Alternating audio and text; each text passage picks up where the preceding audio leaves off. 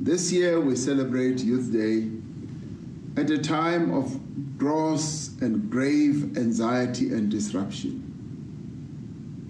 The world continues to suffer as a result of the coronavirus pandemic.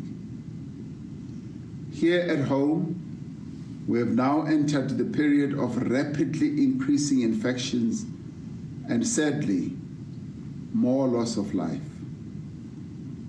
Throughout this period, we call on young people to draw on the enormous reserve that they have, the reserve of courage, reserve of bravery, the reserve of commitment that inspired our forebears and face all the challenges head-on. Gender-based violence continues to plague our country, and we've been saddened by the continuous and recurring news of men attacking and killing women in the past few weeks.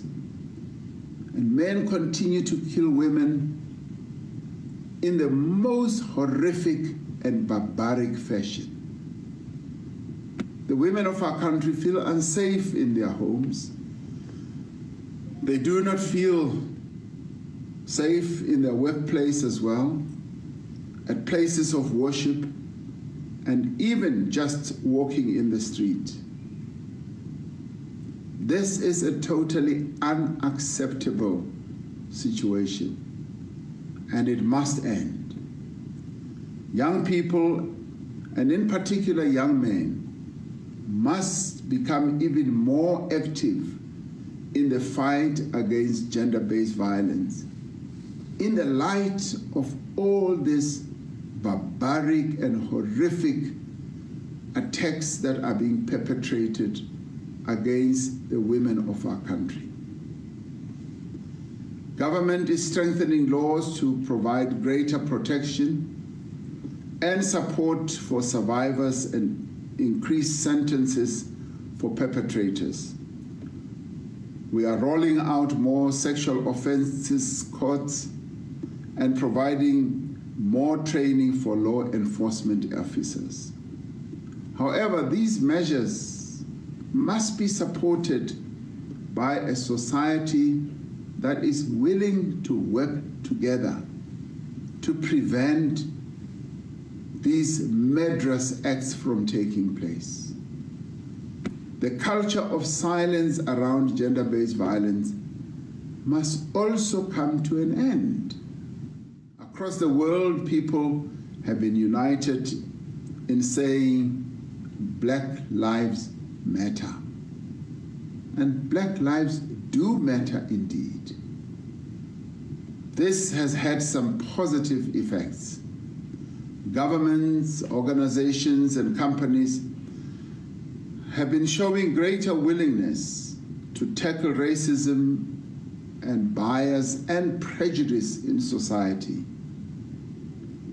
Racists are being confronted with greater regularity, and people are showing great unity across race, gender, class, and religious lines to fight racism.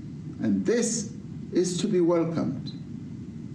This is a good beginning, but much more still needs to be done. Here in our own country, we need to take a hard look at social cohesion and the all too often frequent flare-ups of incidents of racism.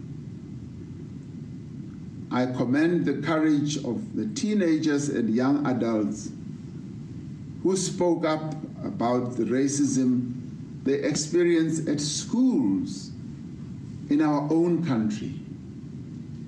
Let us now build on this courage and embark on a systematic program to root out racism in the education system. But we also need to root it out everywhere. This means empowering educators and learners, strengthening curricula, and broadening access for learners and students from historically disadvantaged communities to reflect a more complete picture of South African society. Fundamentally, society needs what I would call a mindset change.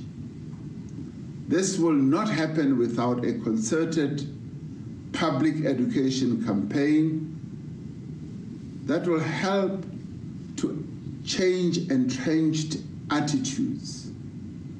Young people must become involved in the Alliance's anti-racism campaign and participate fully in all the planned activities.